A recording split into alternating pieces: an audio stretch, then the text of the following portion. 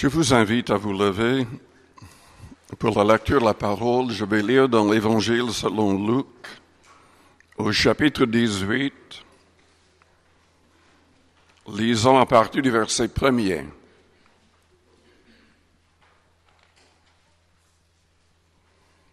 Luc, chapitre 18, et au verset 1er.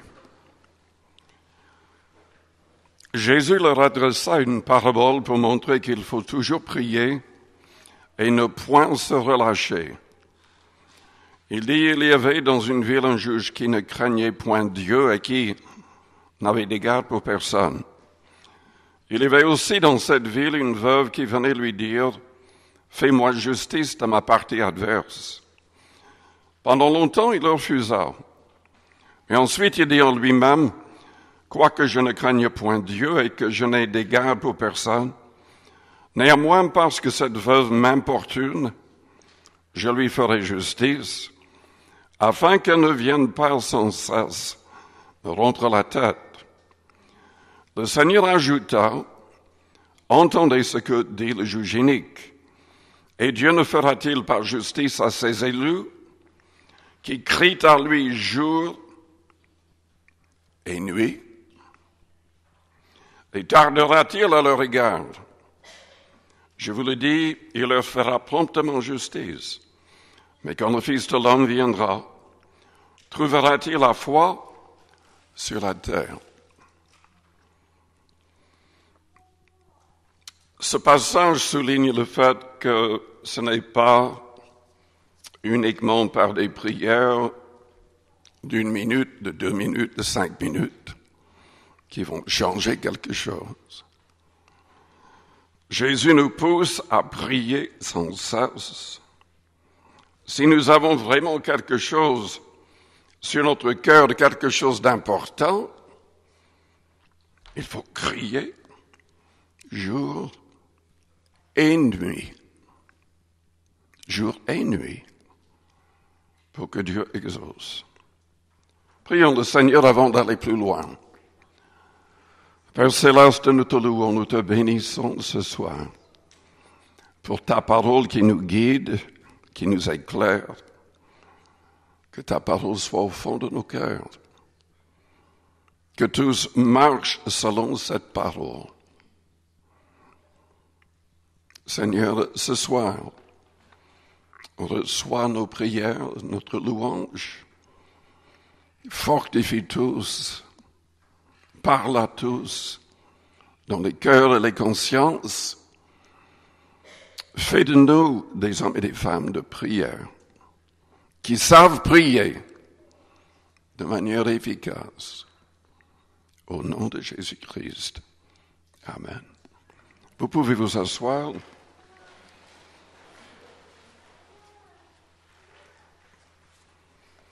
Évidemment, nous devons être en règle avec Dieu pour que Dieu nous exauce. Mais ce n'est pas le sujet de mon message. Nous le savons tous. Dieu n'exauce pas des pécheurs. Donc, en premier, nous devons prier pour nous-mêmes, analyser nos cœurs, et être sûr et certain que Dieu veut nous exaucer. En fait, ce soir, je voudrais parler de 7 choses pour lesquelles nous devrions tous prier. Il y a sans doute beaucoup plus que 7 choses. Mais je voudrais souligner ces choses ce soir. Lisons, pour commencer, dans Matthieu 9, et au verset 35. Matthieu 9, au verset 35.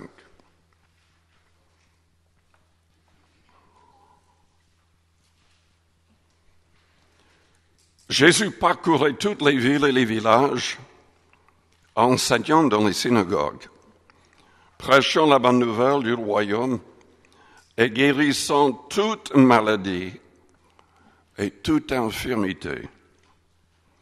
Voyant la foule, il fut ému de compassion pour elle, parce qu'elle était languissante et abattue comme des brebis qui n'ont point de berger. Alors il dit à ses disciples, la moisson est grande, mais il y a peu d'ouvriers. Priez donc le maître de la moisson d'envoyer des ouvriers dans sa moisson. Je crois que nous devrions prier, non pas uniquement que Dieu envoie des ouvriers, mais qu'il nous aide à être de vrais ouvriers. Et selon ce passage que je viens de lire, ce qui m'a sauté aux yeux, c'est le fait que quand Jésus parlait d'ouvriers, il voulait des disciples pensant, parlant, agissant comme lui. Et Jésus faisait quoi? Il a annoncé la bonne nouvelle du royaume. Et il guérissait toute maladie et toute infirmité. Que le Seigneur nous donne la foi de prier pour les malades. Je l'ai souligné dans d'autres messages, mais selon Marc 16, Jésus a dit quoi? Voici les signes qui accompagneront ceux qui auront cru. En mon nom, ils chasseront les démons. Ils parleront de nouvelles langues. Ils imposeront les mains aux malades et les malades seront guéris. Est-ce que vous êtes un croyant? On n'a que 2 croyants ce soir.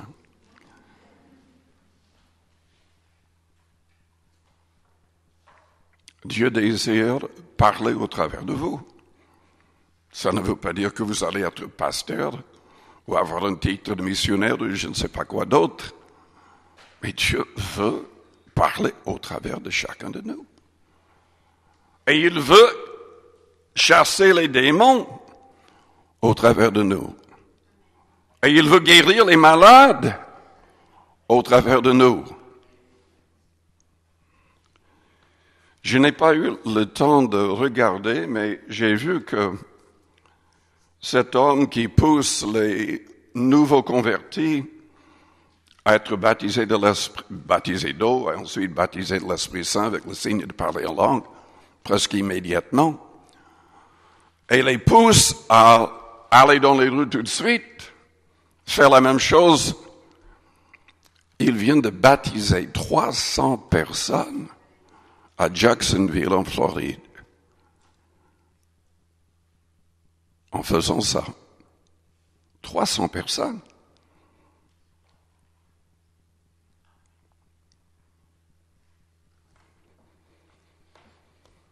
Dans Actes, chapitre 4,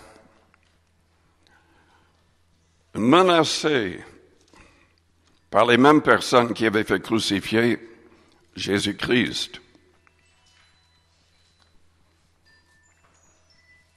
l'Église a prié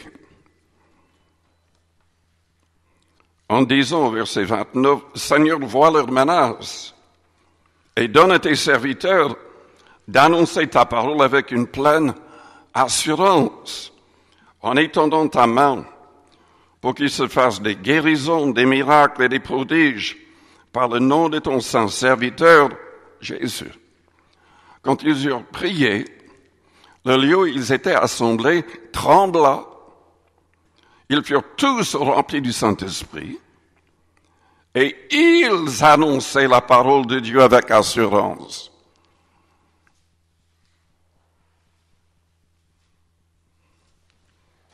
Tout le monde annonçait la parole.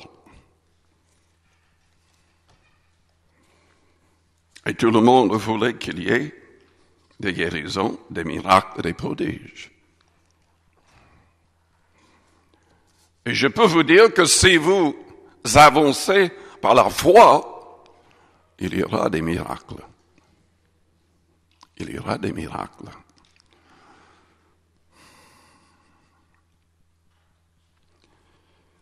Nous devrions prier pour qu'il n'y ait aucun malade au milieu de nous.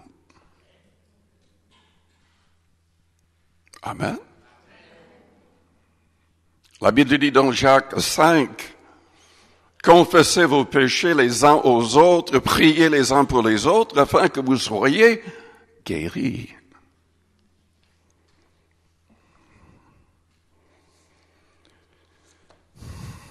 Oui, nous devrions prier pour les personnes âgées, pour les jeunes. Il y a toutes sortes de personnes touchées par la maladie.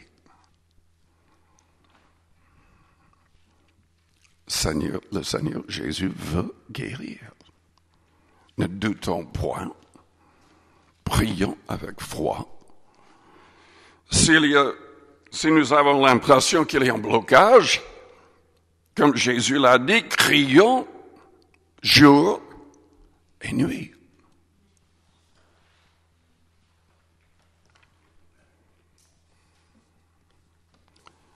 Deuxièmement, nous devrions prier pour que tous soient remplis de l'amour du Christ.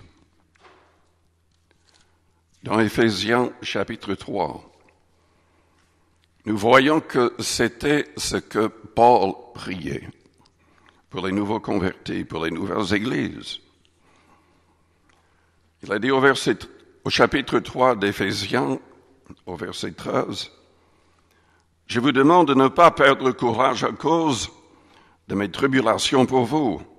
Elles sont votre gloire. À cause de cela, je fléchis les genoux devant le Père, duquel tire son nom, toute famille dans les cieux et sur la terre, afin qu'il vous donne, selon la richesse de sa gloire, d'être puissamment fortifié par son esprit dans l'homme intérieur, en sorte que Christ habite dans vos cœurs par la foi, afin qu'étant enraciné et fondé dans l'amour, vous puissiez comprendre avec tous les saints quelle est la largeur, la longueur, la profondeur et la hauteur, et connaître l'amour de Christ qui surpasse toute connaissance, en sorte que vous soyez remplis jusqu'à toute la plénitude de Dieu.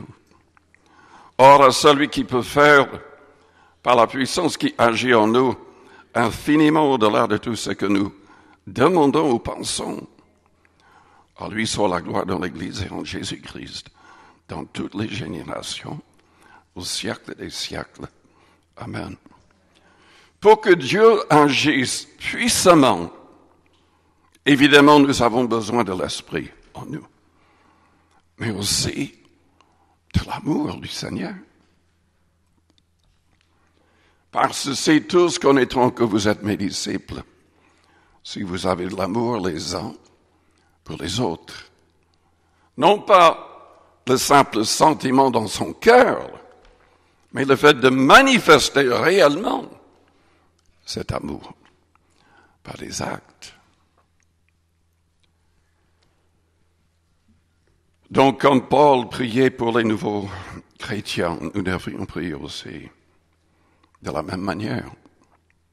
C'est une clé pour recevoir la plénitude de Dieu, pour recevoir des choses qui peuvent dépasser ce que nous pouvons imaginer, ce que nous pouvons demander. Nous devrions prier, surtout que tous dans l'Église soient libres du pouvoir du péché. Selon 1 Jean chapitre 5, si nous voyons quelqu'un qui est lié par le péché, on ne doit pas calomnier la personne, critiquer la personne, accuser la personne, être dur avec la personne. Nous devons prier pour cette personne, pour que Dieu lui donne la vie. Il n'y a pas de vie quand on est lié par le mal ou par un esprit mauvais. C'est à nous d'intercéder les uns pour les autres. C'est à nous de crier jour et nuit. Il y a des mariages troublés, des foyers divisés, des familles où les membres ne se parlent pas, des enfants qui sont déchirés par ces problèmes. C'est à nous de prier, d'intercéder pour que Dieu donne sa vie à chacun, sa joie. Nous devrions prier quatrièmement pour que tous soient baptisés du Saint-Esprit, avec le signe de parler en langue, de pouvoir adorer Dieu en d'autres langues. Évidemment, le baptême d'eau par immersion totale est nécessaire aussi, et en général précède le baptême de l'Esprit. Bien que j'étais étonné, je vois le pasteur Paul Ettori régulièrement, et il disait que depuis un certain temps, il pousse tous les personnes qui acceptent Jésus-Christ à recevoir le baptême de l'Esprit même avant de se faire baptiser d'eau. Et il me dit que tous sont baptisés de l'Esprit Saint avant d'être baptisés d'eau. Je sais que nous, Blaise Amagou, je sais que mon frère et d'autres ont été baptisés de l'Esprit avant d'être baptisés d'eau. D'habitude, c'est le baptême d'eau et après, c'est le baptême de l'Esprit. Mais dans Acte 10, c'est le contraire. Les premiers non-juifs ont été baptisés de l'Esprit avant d'être baptisés d'eau. Et c'était ce signe qui a poussé Pierre à croire que les non-juifs pouvaient être sauvés sans passer par le judaïsme. Peu importe si c'est avant ou après, ce qui est important, c'est que tous soient fortifiés, que tous reçoivent cette puissance nécessaire pour être des témoins efficaces. Jésus a dit quoi? Il a ordonné à ses disciples, dans Acte 1 au verset 4, qu'ils ne quittent pas la ville de Jérusalem avant d'avoir fait cette expérience. Et tous, les 120 personnes, ont parlé en langue. Il a dit, vous recevrez une puissance, le Saint-Esprit survenant sur vous, et vous serez mes témoins. C'est pour tout le monde. La promesse de Joël 2 souligne le fait que l'effusion de l'Esprit est pour tous, même pour les enfants. Moi, je connais des évangélistes, des pasteurs qui ont donné leur cœur au Christ très très jeunes et qui, à l'âge de 7 ans, prophétisaient. Il avait déjà commencé à parler en langue. Dieu désire déverser son esprit sur tous les croyants dans ces derniers temps, selon la promesse de Joël 2. C'était une priorité pour les apôtres. Immédiatement, quand ils ont entendu la nouvelle que une ville en Samarie avaient reçu le message, ils ont envoyé Pierre et Jean pour qu'ils imposent leurs mains à ces nouveaux convertis, pour qu'ils soient remplis de l'Esprit. Et Paul, dans Acte 19, c'est la même chose. Il demande, mais est-ce que vous avez reçu le Saint-Esprit depuis que vous avez cru? Il leur a imposé les mains après un nouveau baptême d'eau parce que ils n'avaient pas été baptisés d'eau selon l'ordre du Christ, mais selon Jean-Baptiste avant. Tous parlent en langue et ils prophétisent. Nous devrions prier dans ce sens. Mais nous devrions prier aussi, cinquièmement, que tous dans l'Église soient remplis d'humilité Car ce qui divise, ce qui cause le plus de problèmes dans les églises dans le monde, c'est l'orgueil. Le diable se sert de l'orgueil. Et le piège avec les églises qui croient vraiment au miracle, c'est que si quelqu'un, parmi les croyants, commence à avoir, des miracles, des gens guéris, cette personne peut rapidement être remplie d'orgueil. Je remarque que Paul, quand il a écrit à Timothée, Timothée devait choisir les responsables pour toutes les églises. Paul était en prison à ce moment-là. Et il a dit à Timothée, mais ne choisis pas un nouveau converti, parce qu'il va être piégé par le diable. Il va tomber dans le piège de l'orgueil. Si vous êtes assez nouveau dans la foi, faites très attention. Le diable pousse souvent les gens à être zélés, mais à avoir un zèle amer. Selon Jacques 3, c'est diabolique.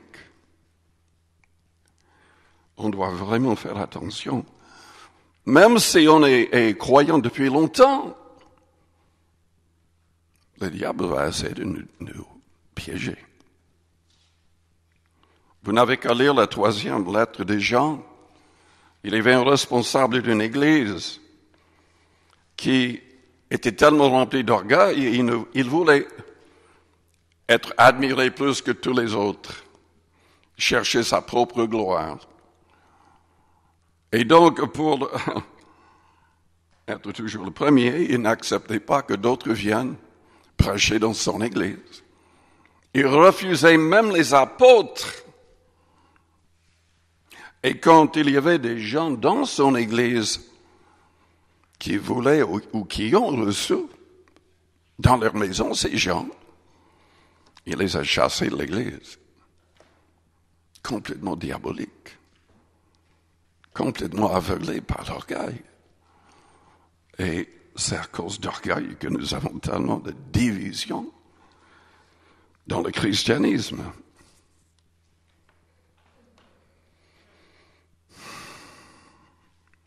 Combien c'est important de ne pas oublier que nous ne sommes que des pécheurs sauvés par la grâce.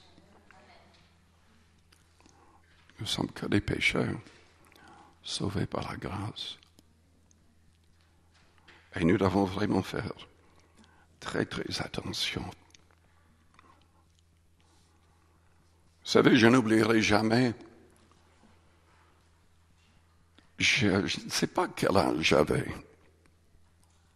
mais à l'âge de 12 ans, j'avais commencé à présenter des concerts de musique chrétienne avec la clarinette, avec un ami qui, quand il avait 12 ans, était considéré comme étant la 3e meilleure accordéoniste du monde par le chef d'orchestre Mantovani. Il avait gagné un concours jouant 64 pages de musique classique avec l'accordéon de mémoire. Et donc on jouait régulièrement dans différentes églises et un évangéliste nous a demandé de voyager avec lui pendant un temps. Et à la fin des réunions, il nous a demandé de prier avec lui pour les différentes personnes.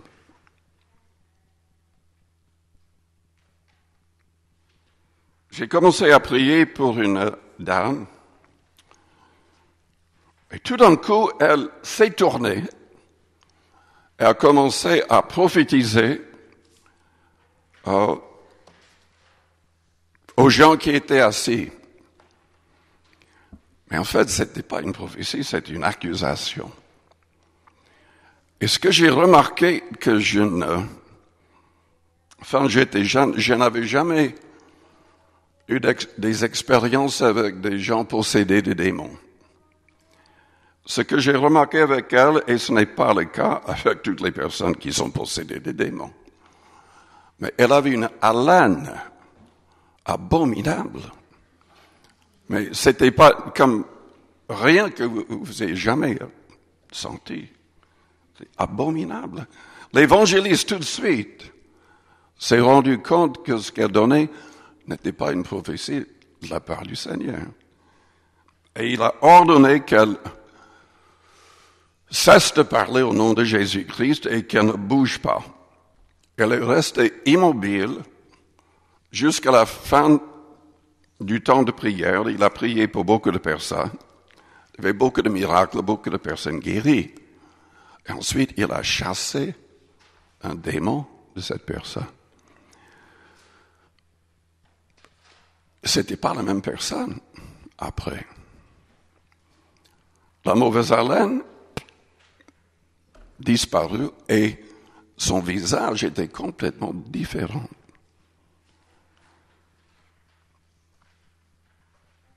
J'ai vu des gens, malheureusement, dans mon entourage, avec même des collègues, qui, à cause d'orgueil, ont ouvert la porte aux esprits mauvais. Comprenons qu'un chrétien qui est sous le contrôle du Saint-Esprit ne peut en aucun cas avoir un démon en même temps. C'est pas possible. Il y a plein de fausses églises qui disent le contraire. Mais c'est pas possible. Si quelqu'un est troublé par un esprit mauvais, c'est que la personne n'a jamais vraiment donné tout son cœur au Seigneur et n'est pas sous le contrôle du Saint-Esprit, ou la personne a tellement offensé Dieu par la désobéissance, consciemment, que le Saint-Esprit s'est retiré. Parce que nous lisons dans l'Ancien Testament l'histoire de Saül. Saül prophétisait avec les prophètes. Quand Dieu l'a oint pour devenir roi, on se disait, mais est-ce qu'il est roi ou est-ce qu'il est prophète? Mais malheureusement, l'orgueil s'est emparé de son cœur.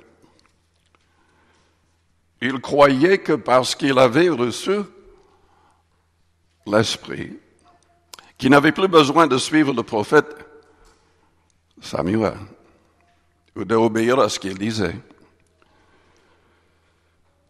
Et consciemment, il a fait exactement le contraire plusieurs fois de ce que Dieu a dit clairement. Et Dieu a retiré son Esprit Saint et a permis qu'un démon entre dans son corps. Et Saül a été tourmenté jusqu'au dernier souffle de sa vie parce qu'il ne s'est jamais repenti sincèrement par la suite. Nous devons veiller sur nos attitudes. Je connais de très grands hommes de Dieu qui sont tombés très très bas, ont commis des choses terribles. Un de mes meilleurs amis m'avait dit 2 années avant la chute d'un de ces hommes, mais il va tomber parce qu'il est complètement contrôlé par l'orgueil. Nous devons veiller sur nos cœurs. Et donc nous devrions prier les uns pour les autres que nous restions dans une attitude d'humilité. En fait, la Bible dit quoi? Dans 1 Jean, chapitre 1er au verset 9. Si nous confessons nos péchés, il est fidèle et juste pour nous les pardonner et pour nous purifier de toute iniquité. Ça voudrait dire, le passage est écrit aux chrétiens. Toutes sortes de pensées qui déplaisent à Dieu peuvent entrer dans notre cœur. Nous pouvons dire des choses comme Moïse. Vous vous souvenez de Moïse? Un homme très patient. Mais finalement, il a perdu cette patience à la fin de sa vie. Parce que le peuple ne faisait que de murmurer contre Dieu et contre lui. Chaque fois qu'il y avait un miracle, ils étaient contents, mais tout de suite après, quand il y avait une autre épreuve, au lieu de simplement prier que Dieu accomplisse ce miracle, ils parlaient contre Dieu et contre Moïse. Mais Moïse n'a pas obéi. Amer, en colère à cause du peuple, il a frappé le rocher. Il n'y avait pas d'eau. Il n'avait rien à boire. Dieu avait déjà agi une autre fois, mais là, Dieu lui a dit de parler au rocher. Il ne devait pas frapper le rocher. Pourquoi? Parce que c'était une image. Pierre en parle dans ses épîtres. Christ est le rocher qui les suivait. C'était symbolique. Il n'a pas obéi. Parce que il était amer. Il a désobéi. Et Dieu n'a pas permis qu'il entre dans la terre promise. Il est mort. Il a vu de ses yeux la terre promise, mais Dieu n'a pas permis qu'il y entre. Nous devons veiller sur nous-mêmes. Vous voulez la pleine bénédiction? Prions que tous aient une pleine bénédiction. Que de mauvaises attitudes ne contrôlent pas nos cœurs. Que nous soyons tous humbles devant Dieu et devant les autres. Vous savez, dans Éphésiens chapitre 5, à partir du verset 18, la Bible dit que nous devons racheter du temps. Nous devons tout faire pour rester remplis de l'Esprit Saint. Comment? En chantant dans nos cœurs, en remerciant Dieu continuellement pour tout dans notre vie. Et Paul ajoute, et en étant soumis les uns aux autres dans la crainte du Christ.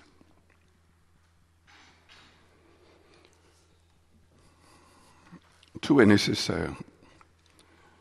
Dans Jacques 4, dans 1 Pierre 5, la Bible nous dit que nous devons être humbles devant Dieu et les autres. Dieu résiste aux orgueilleux et fait grâce aux humbles. Si vous êtes jeune dans la foi, la Bible dit, ou même si vous êtes un responsable depuis très très longtemps, nous devons marcher humblement avec Dieu et vis-à-vis des autres. Nous devons agir humblement. Nous devons en fait toujours marcher avec une attitude de repentance. Dans Luc, chapitre 18, au verset 9, Jésus dit encore cette parabole en vue de certaines personnes, se persuadant qu'elles étaient justes et ne faisant aucun cas des autres. 2 hommes montèrent au temple pour prier. L'un était pharisien et l'autre publicain. Donc, pharisien, quelqu'un qui était vraiment strict au niveau de la foi judaïque. L'autre un publicain, percepteur d'impôts. Les publicains étaient haïs parce que très souvent ils agissaient de manière malhonnête et s'enrichissaient par les impôts. Ils ne donnaient pas tout aux Romains, ils gardaient beaucoup pour eux-mêmes. Le pharisien debout priait ainsi en lui-même.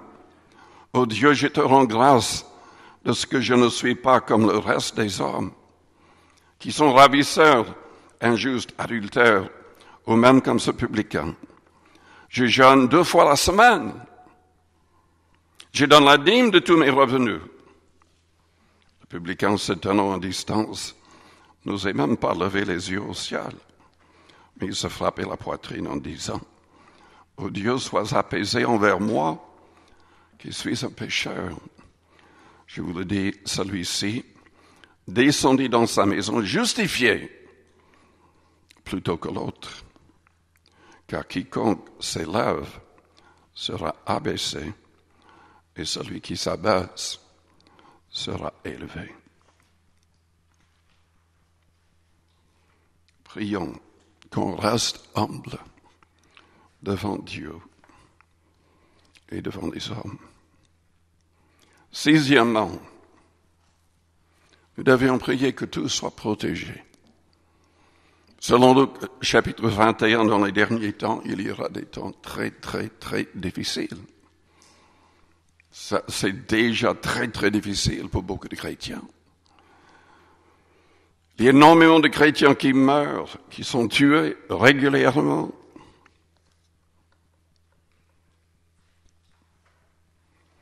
Mais nous devrions prier. Lisons dans Luc 21.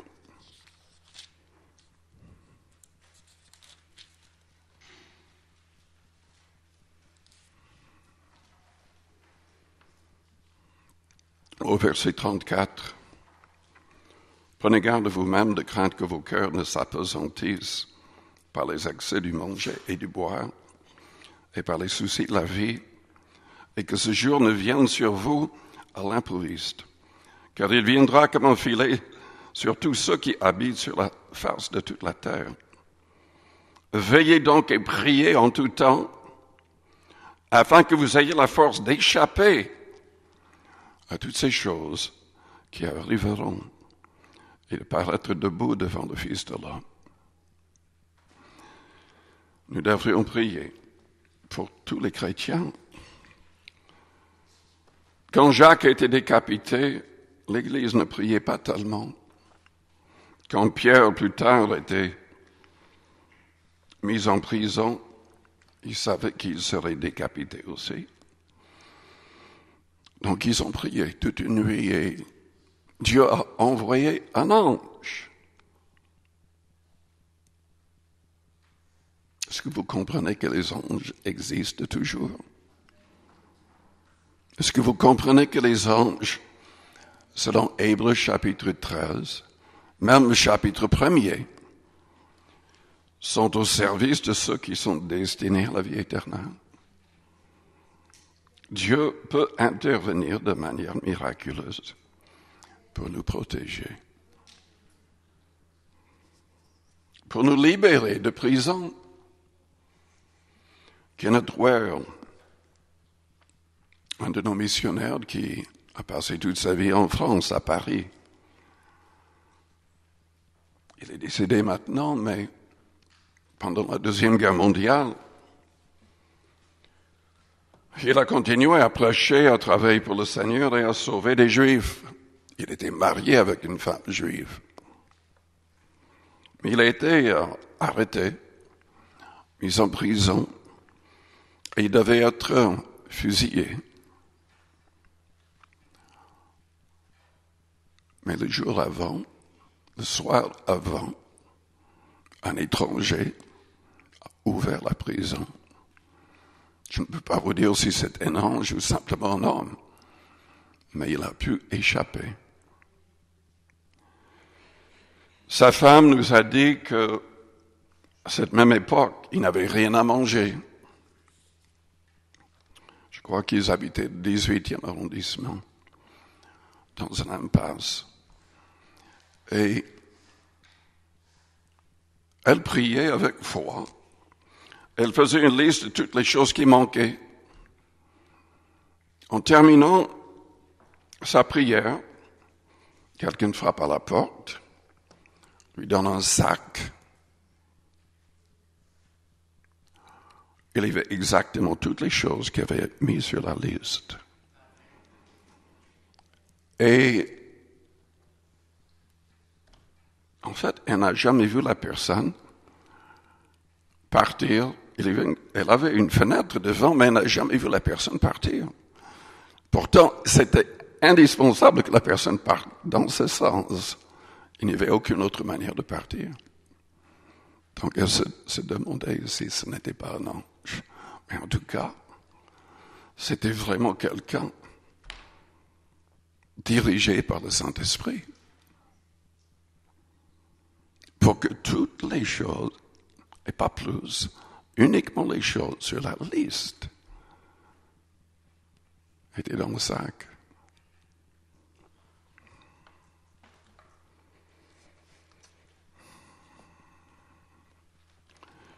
Nous devons prier neuvièmement pour que les chrétiens prospèrent. Lisons dans 3 Jean, au verset 1er. 3e lettre de Jean. L'ancien Agaius, le bien-aimé que j'aime dans la vérité. Bien-aimé, je souhaite que tu prospères à tous égards et sois en bonne santé comme prospère l'état de ton âme. C'est une salutation, mais nous devrions prier ainsi. Ce n'est pas normal que les croyants n'aient pas de travail. Donc prions pour les personnes qui n'ont pas de travail dans notre Église. Prions pour les chrétiens dans le monde entier. Que tous prospèrent. Selon Éphésiens chapitre 4, verset 28. La Bible dit que celui qui dérobait ne dérobe plus, mais qu'il travaille avec ses mains, faisant ce qui est bien, afin d'avoir de quoi donner à celui qui est dans le besoin. Mais qui est dans le besoin? Tous les hommes sont dans le besoin. Déjà, on devrait soutenir l'évangélisation, car c'est le plus grand besoin. Mais aussi, nous devons aider les gens qui sont de vrais pauvres, qui sont vraiment en détresse.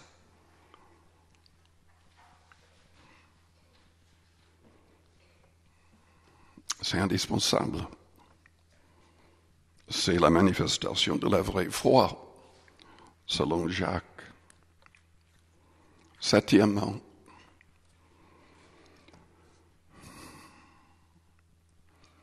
nous devrions devenir des hommes et des femmes de prière, intercédant pour tous les hommes. Pour tous les hommes. Parfois, les gens disent, mais je ne sais pas comment prier longuement. Je n'ai pas de sujet de prière. Ah bon? Prenez votre journal qui parle d'hommes et de femmes, de personnes que vous ne connaissez même pas. Mais ça ne veut pas dire que vous ne pouvez pas prier pour ces personnes. Et vos prières peuvent tout changer. Selon Timothée 2, nous devrions prier pour tous les hommes. Et surtout pour les personnes qui ont des places d'autorité. Pour que l'Église arrive à progresser sans avoir des obstacles, des problèmes.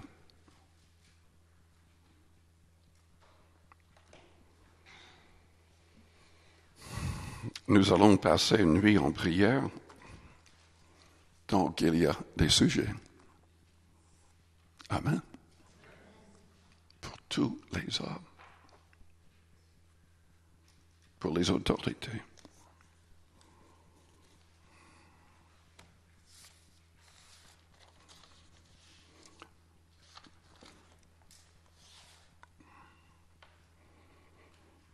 Je vous invite à vous lever, fermons nos yeux, courbons nos fronts.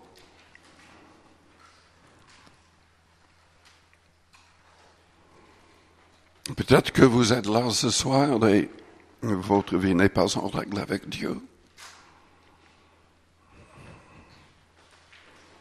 Quiconque invoquera le nom du Seigneur sera sauvé. C'est ce que la Bible dit. Si nous confessons nos péchés, il est fidèle et juste pour nous les pardonner, pour nous purifier de toute iniquité. Si ce soir, vous avez des choses à mettre en règle ou si vous avez besoin de miracles, pour votre mariage, pour vos enfants, pour votre travail. Peut-être que vous êtes malade. Je vous invite à venir vers le devant avec foi. Jésus a demandé qu'on prie les uns pour les autres avec l'imposition des mains.